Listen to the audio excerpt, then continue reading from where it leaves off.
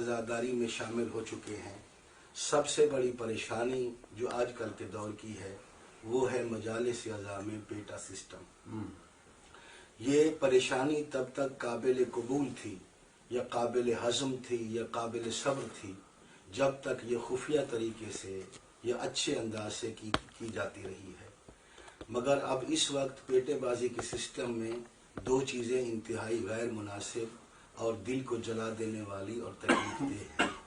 एक तो ये है कि जब इन साहिबान से बात की जाती है कि आप ज़िक्र हुसैन अलैहिस्सलातु वस्सलाम के साथ दो नंबरी धोखाबाजी ना करें, तो उनके मुक़्तदिर अहबाब की तरफ से ये कहा गया है कि हमारे पास सबूत मौजूद है और हमसे ये कहा गया है कि ये पेटे रखना ये जायज़ है।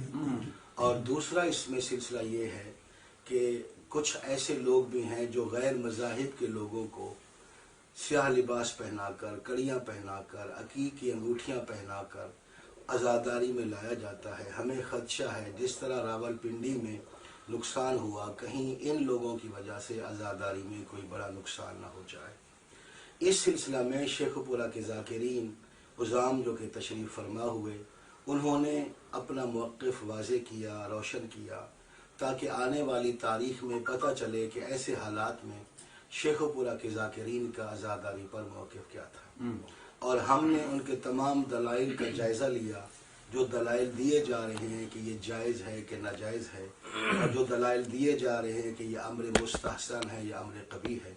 सबसे पहले हम उनके दलाइल को दोहरा लेते हैं और उसके बाद उसका आलमाना, फाजलाना और आकिलाना तज्ज़िया करते हैं, ताकि पता चल जाए ये जो नया चीज़, नया शोशा इसमें आता जा रहा है कि ये जायज़ है, ये कहाँ तक बात ठीक है। जो लोग ये कहते हैं कि ये पेटे लाना या इमाम हुसैन अलैहिस्सलाम को रोने के लिए माल खर्च करना और उनका झूठा रोना ये जायज़ है, उनकी तरफ से पहली दलील ये दी जाती है कि हज़रत मूसा अलैहिस्सलाम के ज़माने में एक हज़रत मूसा अलैहिस्सलाम का दुश्मन था जो हज़रत मूसा अलैहिस्सलाम की नकलें उतारा करता था। जब अल्लाह की तरफ से अज़ाब आया तो फ़िरऔन अपने साथियों समेत गर्क हो गया, लेकिन अल्लाह ने उस मूसा के दुश्मन को बचा लिया। जब हज़रत मूसा अलैहिस्सलाम ने कोहे तूर पर फरियाद की कि ऐ मेरे माबूद, तूने मेरे दुश्मन को क्यों बचा लिया, अपने दुश्मन को गर्क कर दिया, मेरी नकलें उतारने वाला, मेरा तमस्खुर उड़ाने वाला, उसको तूने बचा लिया। तो अल्लाह ने फरमाया, मूसा मैंने उसको तेरी मोहब्बत में बचाया है, बेशक वो तमस्खुर उड़ाता था, तेरी नकलें उतारता था, मगर वो मेरे हबीब की, महबूब की नकलें उतारता था, इस वजह से। मोहतरम मोमिनीन किराम, अगर इन लोगों की इस दलील को मान लिया जाए तो फिर इससे तो ये भी साबित होता है कि अम्बिया की नकलें उतारना जायज़ है। सवाल ये नहीं है कि नकलें उतारना जायज़ है कि नहीं है, सवाल ये है कि ये जो झूठे तरीके से नकलें शबीहें बनाई जा रही हैं ये जायज़ है कि नहीं है। अगर किसी चीज़ की शबीह का होना या नकल का उतारना ही काबिल इस्तिफाद है तो हज़रत ईसा अलैहिस्सलाम के बारे में जो कुरान का नज़रिया है उस नज़रिए का हम क्या करेंगे। यहाँ तो एक शबीह को बचा लिया गया, जबकि हज़रत ईसा अलैहिस्सलाम के बारे में खुदावंद मुतआल खुद फरमाता है, वमा क़तलूहु वमा सलबूहु वलाकिन शुब्बिहु। अल्लाह फरमाता है हज़रत ईसा अलैहिस्सलाम को ना ही कत्ल किया गया, ना ही हज़रत ईसा अलैहिस्सलाम को सलीब पर लटकाया गया, वलाकिन शुब्बिहु, बल्कि ईसा के दुश्मन की शबीह को सूली पर लटकाया गया। तो यहाँ पर एक शबीह को सूली पर लटका दिया गया। तो अगर हम ये मान लें कि शबीहें बनाना जायज़ है, दुश्मन का शबीह बनाना जायज़ है, तो फिर तौहीन रिसालत का कानून ख़त्म करना पड़ेगा। हज़रत मूसा अलैहिस्सलाम का कोई तमस्खुर उड़ाता है और उसकी वो नकलें उतारता है और वो बच जाता है और हम उससे ये कह दें कि यहाँ से ये जायज़ हुआ, ये तो इंतहाई अबस और फ़ेल हराम है। सवाल फिर ये पैदा होता है कि हज़रत मूसा अलैहिस्सलाम के उस दुश्मन को बचाया क्यों गया। तो उस पर जवाब ये है कि अल्लाह ने ये बताया कि मैं इतना गफ़्फ़ार हूँ, मैं इतना मेहरबान हूँ, मैं अगर बख्शने पे आऊँ तो ऐसे बंदे को भी बख्श सकता हूँ। सवाल ये नहीं है कि पेटे बख्शे जाएंगे कि नहीं बख्शे जाएंगे। अगर सवाल ये होता तो फिर ये दलील ठीक थी और हो सकती थी। सवाल ये है कि ये पेटे लाना, झूठा रोना इमाम हुसैन अलैहिस्सलाम को या झूठी रोने की शक्ल बनाना ये जायज़ है कि नहीं है। یہ دلیل تو ویسے رد ہو جاتی ہے۔ دوسری دلیل جو اس مقتدر طبقے کی طرف سے دی جاتی ہے وہ یہ دی جاتی ہے کہ اگر جھوٹا رونا ناجائز تھا تو جب حضرت حمزہ علیہ السلام شہید ہو گئے تو حضور علیہ السلام مدینہ میں تشریف لائے تو دیکھا ہر گھر سے آہ و بکا، نالہ و گریہ و شیون کی صدا بلند تھی، تو پیغمبر اسلام کی زبان سے نکلا واہ حمزہ ہو فلا بواقیہ لہو، ہائے حمزہ کو رونے والے بواقیہ نہیں ہیں۔ تو ان کی طرف سے کہا جاتا ہے کہ جو بواقیہ تھا وہ ایک قبیلہ تھا جو پیسے لے کر لوگوں کے لیے ماتم کرتا تھا اور روتا تھا۔ تو اس کا جواب یہ عرض کرتے ہیں کہ جب حضور علیہ السلام نے فرمایا واہ حمزہ فلا بواقیہ لہو، تو صحابہ کرام نے کیا کیا، ہاشمیوں نے کیا کیا؟ آیا انہوں نے بواقیہ کو بلایا، پیسے لے کر رونے والوں کو بلایا، یا اپنے اپنے گھر والوں کو بھیجا؟ تو تاریخ میں یہ ہے کہ صحابہ نے اپنی اپنی خواتین کو حضرت حمزہ کے گھر میں بھیجا اور وہاں پہ گریہ و ماتم آہوزاری ہوئی، پیغمبر اسلام نے ان کو دعا دی۔ معلوم یہ ہوا کہ جہاں پر کسی مظلوم کو رونے والا کوئی بھی نہ ہو تو وہاں پر ہم اپنی اپنی خواتین کو بھیجیں۔ فرض کیا کوئی ایسی بستی ہے جس بستی میں مظلوم حسین علیہ السلام کے رونے والا کوئی بھی نہیں ہے، تو آپ اپنی خواتین کو لائیں، ہم اپنی خواتین کو لائیں اور وہاں پہ عزاداری مظلوم کربلا کو بپا دیں۔ ان صاحبان کی طرف سے جو اگلی دلیل دی جاتی ہے وہ یہ دی جاتی ہے کہ امام صادق علیہ السلام امام نے فرمایا من بکا علی الحسین او ابکا او تباکا واجبت لہ الجنہ، کہ جو بھی حسین کے غم میں روئے، رلائے یا رونے کی شکل بنائے اس پر جنت واجب ہوتی ہے۔ تو وہ یہ کہتے ہیں کہ جو رونے کی شکل بناتا ہے اس پر بھی جنت واجب ہوتی ہے۔ تو جن لوگوں کو ہم پیسے دے کر بلاتے ہیں وہ بھی تو رونے کی شکل بناتے ہیں، چونکہ رونے کی شکل بنانا جائز ہے اور اس پر جنت واجب ہو جاتی ہے، اس لیے ہم ان کو بلاتے ہیں۔ تو اس کا جواب گزارش یہ ہے کہ اس میں جو لفظ الحسین ہے، من بکا علی الحسین، حسین پر جو الف لام ہے یہ کیا ہے؟ اور دوسرا جو قرآن حکیم کے بارے میں کلیہ ہے وہی کلیہ احادیث معصوم کے بارے میں ہوئے ہوتا ہے۔ جس طرح قرآن کریم کی ایک آیت دوسری آیت کی مفسرہ ہوتی ہے، اسی طریقے سے معصوم کی ایک حدیث دوسری حدیث کی تفسیر کرتی ہے۔ اب یہ ڈھونڈیے کہ اس حدیث کی حدیث مفسرہ کیا ہے؟ اس حدیث کی حدیث مفسرہ وہ ہے جس میں امام نے یہ فرمایا کہ یہ اجر، یہ ثواب، جنت کو وجوب حسین پر ہر رونے والے کے لیے نہیں ہے، بلکہ اس کے لیے ہے جو امام کے حق کا عارف ہے۔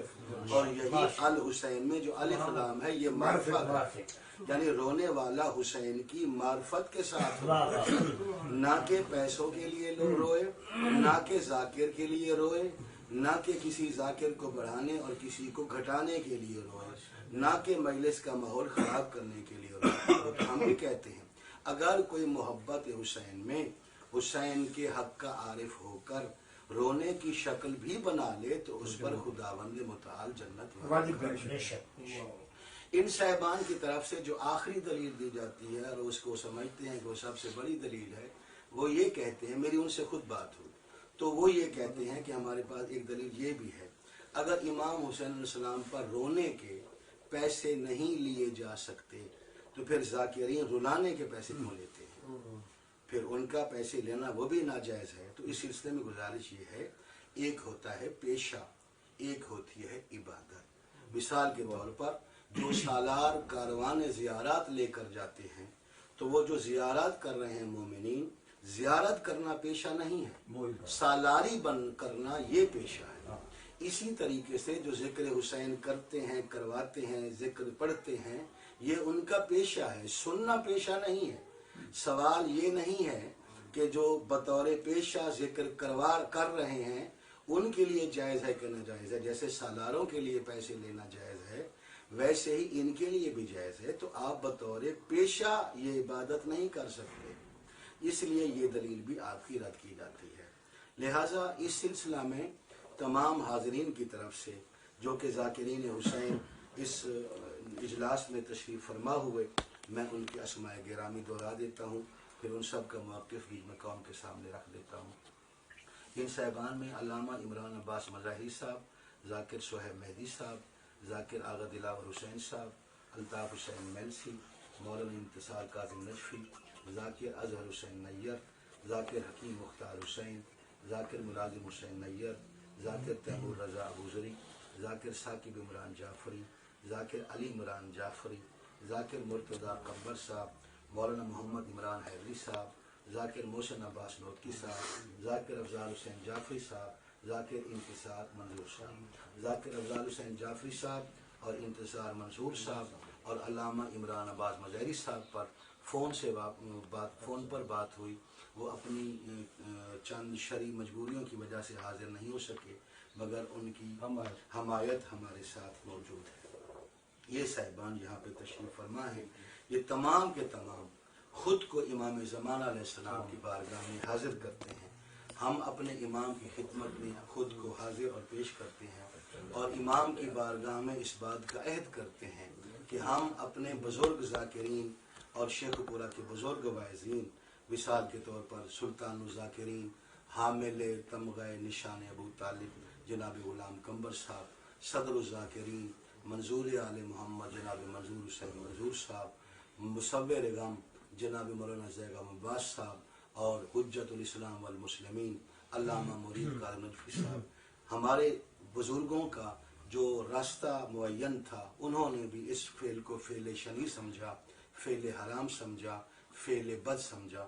ہم سب اس فعل کو فعل شنی سمجھتے ہیں، فعل بد سمجھتے ہیں اور عزاداری مظلوم کربلا کے لیے اس کو نقصان دہ سمجھتے ہیں۔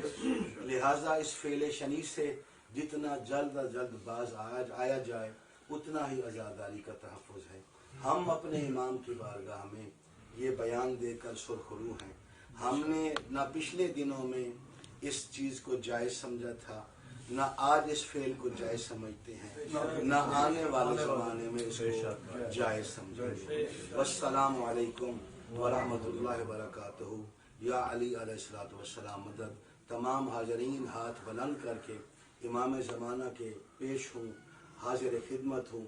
اے امام زمان علیہ الصلوۃ والسلام، اے ہمارے منعم، ہم اس بات کے لیے عہد کرتے ہیں باوجود بشری خرابیوں کے ہم حت المقدور عزاداری کے لیے، حرمت صدات کے لیے، ولاء و عزا کے لیے، مراسم عزا کے تحفظ کے لیے اور اتفاق شریعت کے لیے دل و جان سے اپنا کردار ادا کرتے رہیں گے انشاءاللہ۔